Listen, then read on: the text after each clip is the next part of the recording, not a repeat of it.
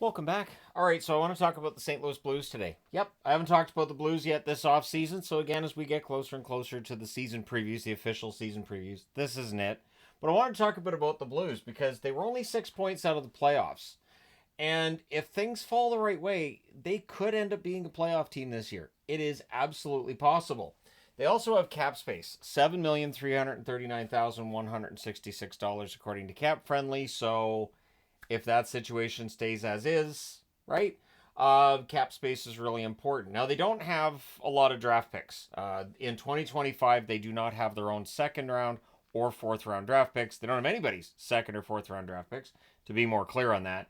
So that's something that if St. Louis finds themselves outside of a playoff position and if it's clear they're not going to make it, look for them to acquire picks to make up for those spots and maybe add another first. Depending on which players they decide to move or what they decide to do, we could see them adding more draft picks. Very, very likely. But again, finishing 6 points out of the playoffs, not nearly as far out as people might expect them to have been this past season. They were 24th in goal scoring. The huge problem that they had early on was that they just couldn't put the puck in the net. Their goals against was good, 14th. So both the defense and the goaltending were good for St. Louis this past season. They need to find more goals. And so that's the key. Very, very simple key. But if you look at the Stanley Cup odds, very, very long odds. Plus 5,500 for them right now.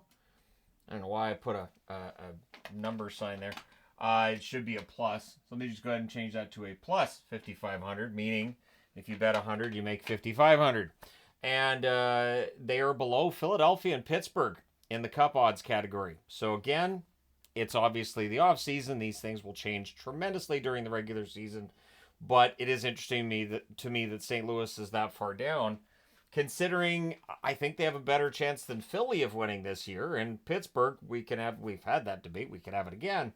So when we look at their top six, you got Jake Neighbors, who had a very remarkable season. His shooting percentage was quite high. So the question becomes, is it sustainable?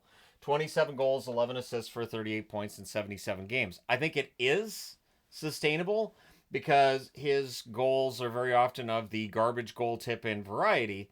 And so I don't know that there's luck and fluke that's involved in there. I think that's just he was playing well and he knew where to be on the ice. So he could follow up a 27 goal season with 30 plus.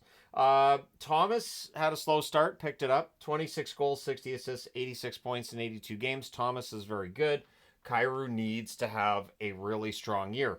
The 31 goals, 36 assists, 67 points in 82 games is respectable, but at points this past season, he went through long dry stretches, and yeah, he needs to not do that this season if they're going to have a chance. In the event that both Thomas and Kyrou live up to their contracts this year, they have a chance. Now, saw it on that second line, 26 goals, 18 assists, 44 points in 82 games. Buchnevich, who signed a long-term extension with St. Louis this offseason, 27 goals, 36 assists, 63 points in 80 games. And I think Buchnevich, while 63 points is respectable, I do think he's capable of higher. And then you got Braden Shen, 20 goals, 26 assists, 46 points in 82 games. At times this past season, Shen really struggling to put the puck in the net, but he still ends up with 20 goals. So it's not that bad, but I do think Shen can hit 25 or more. So you're hoping for just mild improvement from these players. Neighbors keeps his totals where they are. Let's say Saad keeps his numbers where they are. You might get enough goals to be a playoff team in the West. On the blue line, Letty, 3 goals, 25 assists, 28 points in 82 games. Still going. Parayko had a really strong season, 10 goals, 16 assists, 26 points in 82 games. It's not that long ago that Parayko was seen by Blues fans as being a defenseman that they could or should get rid of. This past season, though, he looked excellent. Perunovic is probably going to be top four. Although they did sign Suter, they've got Pierre-Olivier Joseph. Perunovic played 54 games this past season, 17 assists. I believe he's 24, so now's the time to give him a chance and see if he can be a regular. In the event that he can't, it might be time to move on. Justin Falk, just the 2 goals, but he had 28 assists for 30 points in 60 games. Falk's capable of more goals than 2, of course. And then in net, where things were good. In fact, Binnington was 5th in goals saved above expected, according to Money Puck, 16.5. He ended up with a record of 28, 21, and 5, 913 save percentage. Hofer was 17th in goals saved above expected, even though he's the backup. He shouldn't be in the top 20. So a 10.3 goals saved above expected, really strong considering he only played 30 games. 15-12-1 record, 914 save percentage. And I still think that Hofer's the guy to keep an eye on, because St. Louis may very well run the 1A, 1B scenario where you rotate your goaltenders. Keeps Bennington fresh, gives Hofer the experience, and come playoff time, should you finish above the playoff line, yeah, Bennington can be rested and good to go. And that's going to be key if St. Louis decides to not only make the playoffs, but do something when they get there. So the additions to the lineup, they pick up Foxa from Dallas. Fox is a decent bottom six forward. You don't get any offense from him, though, and they do need goals. Texier, I think, can have a bounce back. He had an okay season in Columbus. It was better second half than first half. I think Texier's a guy who can get back to his normal production levels in St. Louis. Matthew and Pierre-Olivier Joseph being added. Matthew Joseph can play in the top six here and there if he needs to. And, of course, the aforementioned Ryan Suter, who has been bought out twice and now is a member of the St. Louis Blues. On the third pairing, he's fine. If he ends up on the second pairing, you've got to make sure you're not overplaying him. So it's going to be an interesting roster to watch from that perspective. And then there's the Torrey Krug issue. So Torrey Krug, pre-arthritic left ankle issue, and it's going to be reevaluated either in late August or early September, because they said it was going to be 6 to 8 weeks before they reevaluated it. And then after the reevaluation, it is quite possible Torrey Krug does not play this season.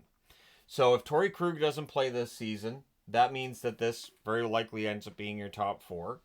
It does mean that Krug's $6.5 million goes on LTIR. He is signed through 2027.